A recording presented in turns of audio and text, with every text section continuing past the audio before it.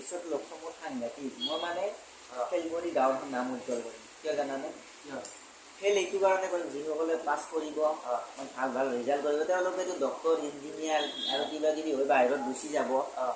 চবেই চাকৰি কৰে, গাঁৱত খেতি কোনে কৰিব, গাঁৱত হাজিৰা কোনে কৰিব, গাঁৱত থাকিব কোনে? সেইটো লক্ষ্য লৈ মই মানে খেল কৰিম বুলি সিদ্ধান্তটো লৈছোঁ। মানে তোমাৰ পাছ কৰা কোনো মানে সেই নাই আৰু মই পাছ কৰিব পাৰিলোঁ হয়, পাছ নকৰাৰ মোৰ কাৰণ আছে।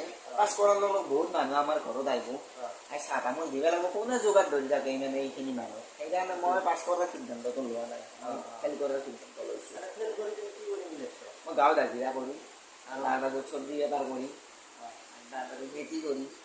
কাৰণ মোৰ জীৱনৰ লক্ষ্য ইয়াৰ পৰা বুজিব পাৰে যে এজন ভাল চব্জি বেপাৰী হয়, বিজনেছমেন হয়, এই ডক্তৰ ইঞ্জিনিয়াৰবোৰৰ ঘৰত বিক্ৰী কৰি দিয়ে। ঠিকে আছে তোমাৰ।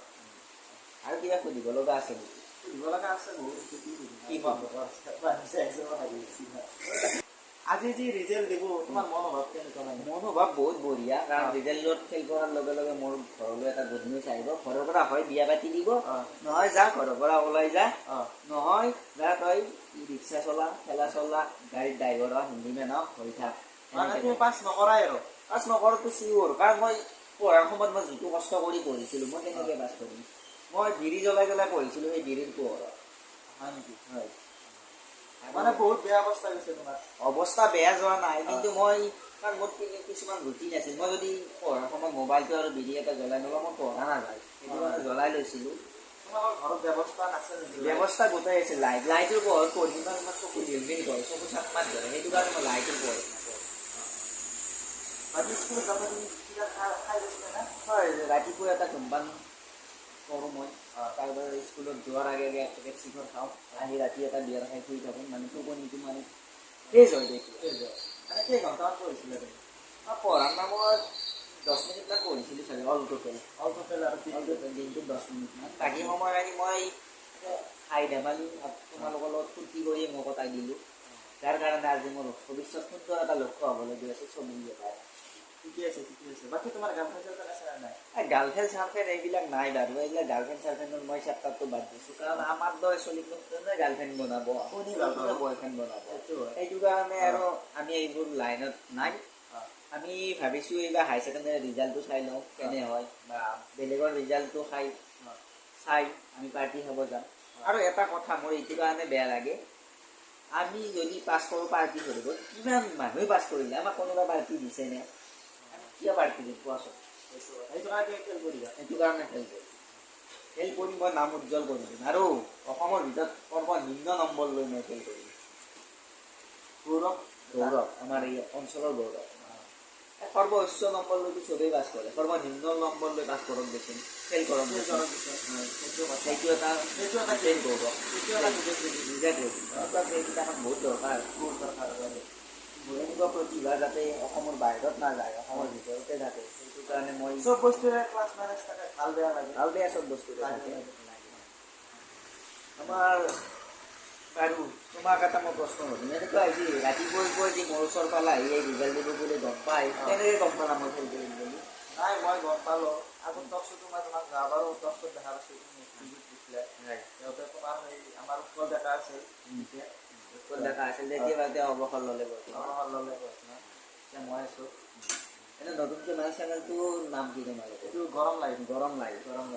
আগতে তোমাৰ ইণ্টাৰভিউ আছে। আগতে মইতো গৰম লাইভত বহুত ইণ্টাৰভিউ দিছোঁ, ইণ্টাৰভিউ দি মোৰ বহুত প্ৰতিভা আছে, এই প্ৰতিভাবোৰ গৰম লাইভৰ যোগেদি আপোনালোকক মই দেখাই দিছোঁ। গম পাইছোঁ। আৰু তোমাৰ হ'লে ইনষ্টা ভাল ভিডিঅ' বনালে? ইনষ্টাত ভাল ভিডিঅ', তাৰ কাৰণে মই 11,000 ফলোৱাৰ্ছ কমপ্লিট হৈ গৈছে, সকলোকে ধন্যবাদ জনাইছোঁ।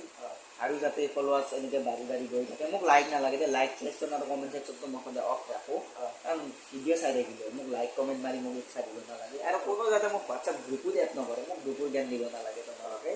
মোৰ যিখিনি জ্ঞান সেইখিনি যথেষ্ট, মোক গ্ৰুপৰ জ্ঞান দি মোক ডাঙৰ মানুহ কৰিব নালাগে। ভিডিঅ' বনাই যোৱা ভালকৈ বনাই যাই থাকিম তোমালোকৰ আশীৰ্বাদ পালে। তোমাৰ ক'ৰবাত যোৱা প্লেনিং আছে নেকি? হয়, নেক্সট প্লেনিং মানে মই আমাৰ শুক্ৰবাৰত যাওঁ প্লেনিং আছে, তাতে একবাৰ যদি যাই পাৰ্টি এটা কৰোঁ, বহুত হেপী হ'ম। তুমি ভিডিঅ'বিলাক বনোৱা, কেনেকৈ বনোৱা, মানে কি মই কেনেকৈ বনাওঁ বুলি কওঁ যিকোনো কাৰোবাৰ এটা ভিডিঅ' দেখা পালোঁ সেইটো তাক অলপ আনকমন ধৰণে বনাই দিব চেষ্টা কৰোঁ মই মানে বেলেগৰ কপি পেষ্টটো মই ভাল নাপাওঁ কপি পেষ্ট একেবাৰে মই বেয়া পাওঁ এটা ভিডিঅ' বনাওঁতে তোমাৰ কিমান মান টাইম যায় প্ৰায় 1 ঘণ্টা 1.5 ঘণ্টা এটা ভিডিঅ' আৰু ভিডিঅ' বনোৱাৰ কাৰণে তুমি ক'ৰবাত কাম যায় মানে বহুত জেগা গ'লোঁ মই নগাঁও গ'লোঁ যোৰহাট গ'লোঁ শিৱসাগৰ গ'লোঁ লখিমপুৰ গ'লোঁ আমাৰ নলবাৰী গ'লোঁ কলবাৰী গ'লোঁ তাৰপিছত এই বগামাটি গ'লোঁ আইলেণ্ড গ'লোঁ মই মাজুলী যাওঁ বুলি শুনিছিলোঁ তুমি কেইটা বিশেষ সোনকালে বা আছিল মই বহুত জেগা গ'লোঁ না মনতে নাই আনকি ৰহাতো গৈছোঁ ভিডিঅ' ৰহাত গম পাইছে চাগে বহুত ডাঙৰ চেলিব্ৰেশ্যন হৈছিল আমাক নিমন্ত্ৰণে জনাইছিল তাতো গৈছিলোঁ বেলেগ আৰু ভিডিঅ'ত বাহিৰে তুমি বেলেগ কিবা কৰা নেকি আৰু বেলেগ মোৰ 1 নম্বৰ বেকাৰ হিচাপে ময়ে আছোঁ এই অঞ্চলৰ ভিতৰত বেকাৰ সন্থাৰ সভাপতি আৰু বৰলা সন্থাৰ প্ৰাক্তন সভাপতি এতিয়া উপদেষ্টাত আছোঁ ঠিকে আছে ভাল লাগিল তোমাক লগ পাই নেক্সট তোমাক আকৌ মাতিম আজিলৈ ধন্যবাদ নমস্কাৰ গৰম লাইভৰ প্ৰতিজন দৰ্শকক নমস্কাৰ কি কৰা আমাৰ গৰম লাইভ নমস্কাৰটো কি হয় নমস্কাৰটো গৰম লাইভ চিনাকি কাৰোবাৰ আগবাঢ়ি গৈছে গম পোৱা তুমি বাৰু টেনশ্যন ল'ব নালাগে আমি ভিডিঅ'টো বনাই দিলে আমি ভাবিছোঁ মানুহ যাতে বেয়া নাপায় আৰু প্ৰতিজন উচ্চতৰ মানুহ আমাৰ গৰম লাইভৰ তৰফৰ পৰা